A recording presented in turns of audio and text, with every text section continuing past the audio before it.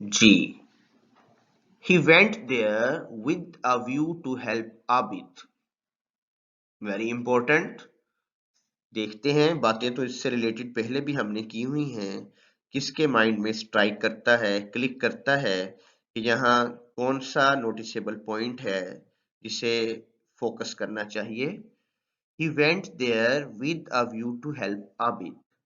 वो वहां गया आबिद की हेल्प करने के लिए। इस नजरिए के साथ, इस ख्याल के साथ कि वो आबिद की मदद करे, वो वहां पहुंचा, वो वहां गया।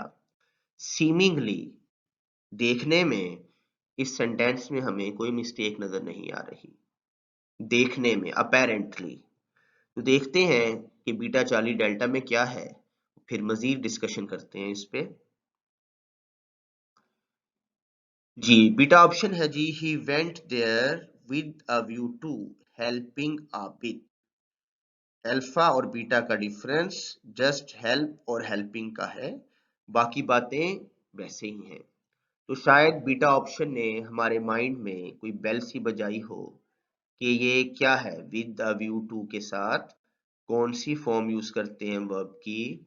क्या फर्स्ट फॉर्म आती है या आईएनजी यूज करते हैं, जेरेंड यूज करते हैं। ये हमारे माइंड में चल रहा है। आप बेटे भी कोशिश कर रहे होंगे कि माइंड में ये बात आपके जहन में आ जाए कि टू हेल्प ठीक है या टू हेल्पिंग ठीक है। उतनी देर में चार्ली और डेल्टा में भी चलते हैं, वहां क्या बात है।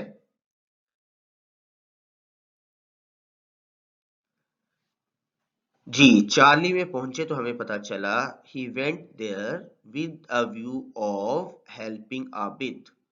हमें इतना तो पता है कि विद अ व्यू टू एक फिक्स्ड इडियमेटिक फ्रेज है।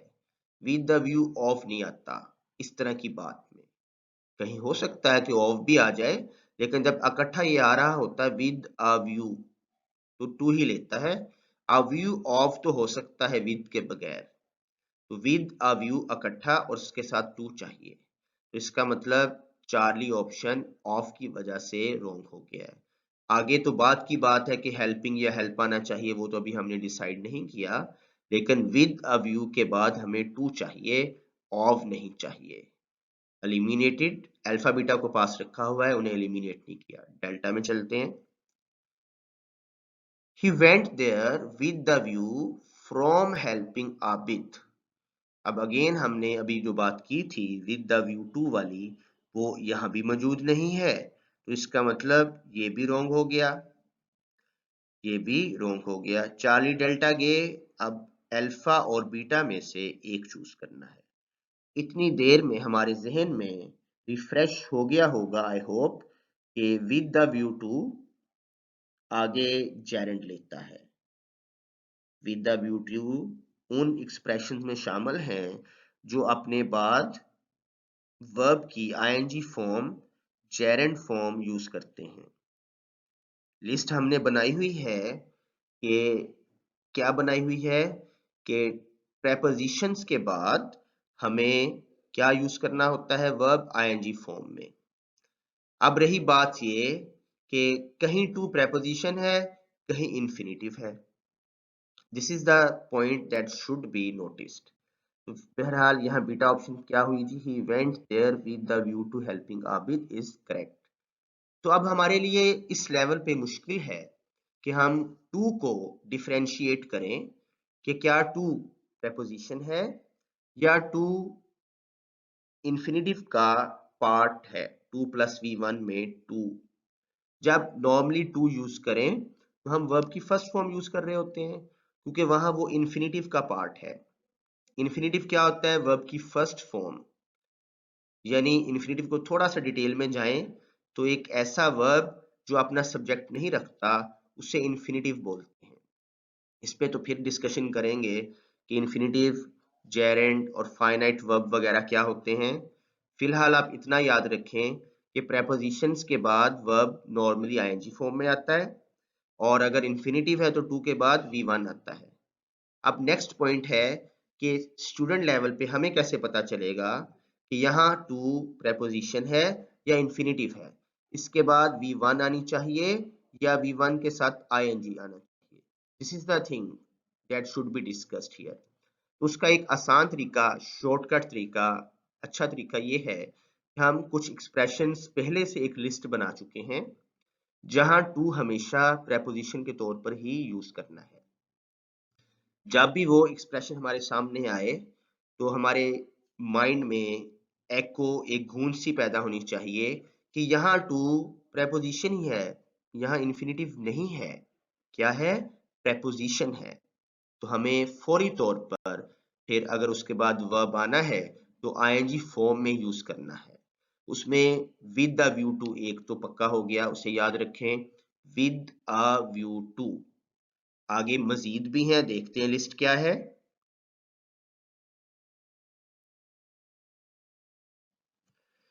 टू एज अ प्रेपोजिशन जहां फिक्स्ड है, आपने ये स्ट्रक्चर, ये एक्सप्रेशंस अपने माइंड में सेटल्ड कर लेने हैं वंस फॉर ऑल कि यहाँ टू हमेशा प्रेपोजिशन के तौर पर यूज होता है।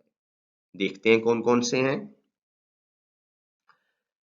अकस्टम टू बहुत इंपॉर्टेंट, ये सारी लिस्ट पूरी की पूरी इंपॉर्टेंट है, इसलिए जरा इसे ध्यान से आपने अपने माइंड में बिठाना है।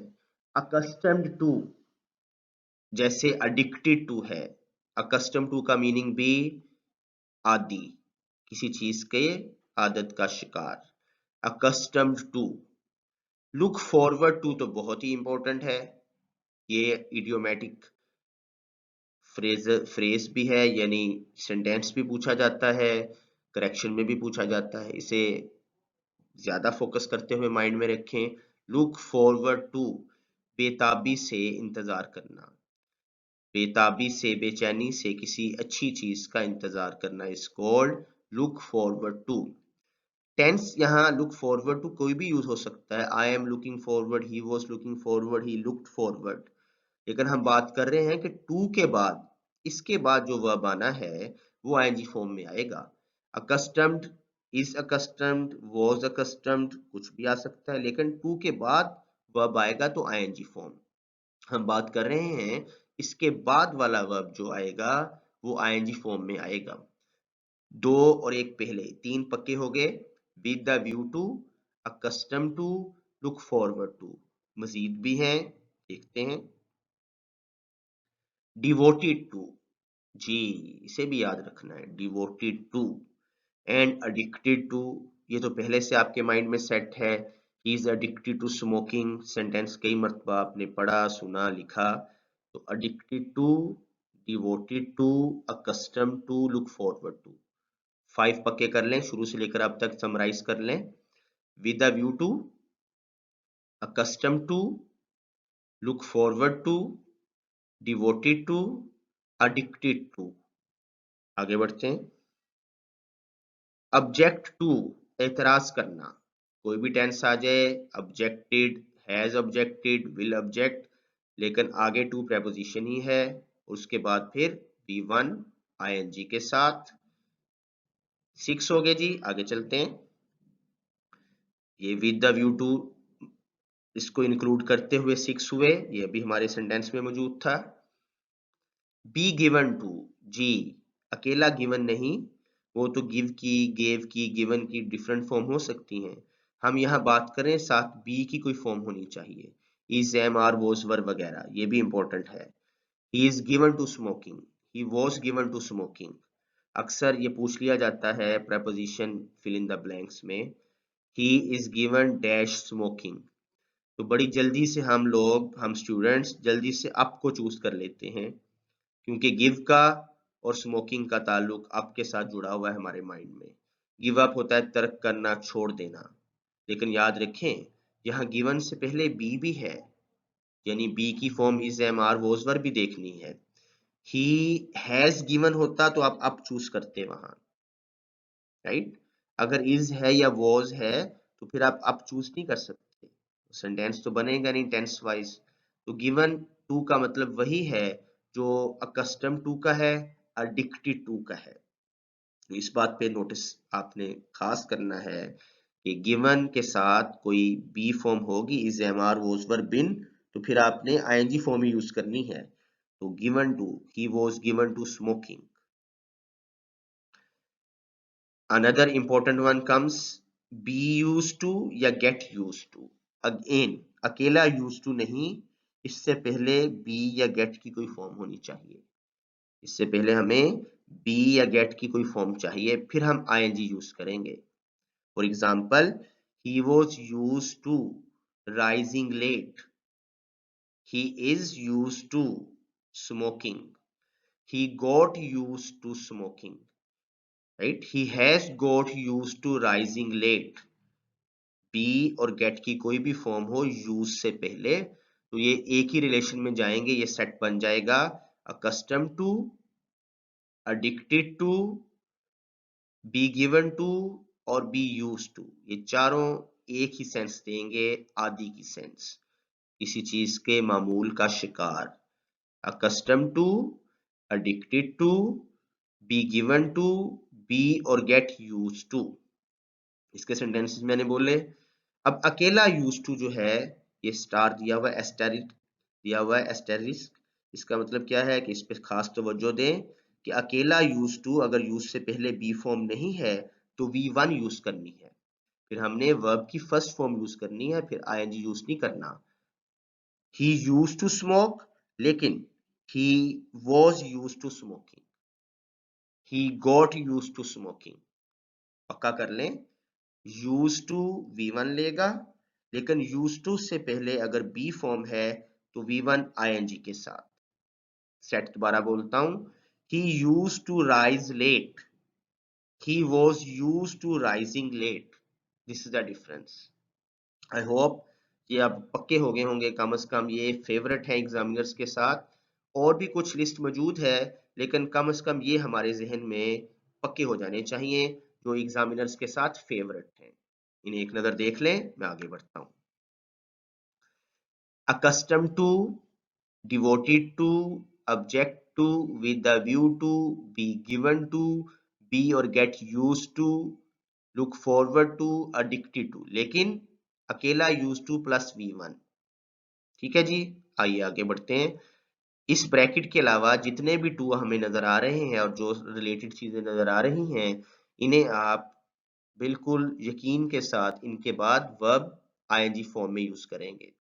लेकिन याद रखिए, अगर वर्ब है तो आईएनजी फॉर्म में यूज करना है, अगर वर्ब नहीं है तो फिर जरूरत नहीं है, फिर धक्के से आपने आईएनजी नहीं लगा देना, राइट? धक्के से। फॉर एग्जाम्पल कोई देख लें, अकस्टम टू देख लें, अकस्टम टू क्या आगे कुछ कर सकते हैं, टीवी कर लें। ठीक है जी, आप टीवी को टीवीइंग नहीं कर देना, राइट?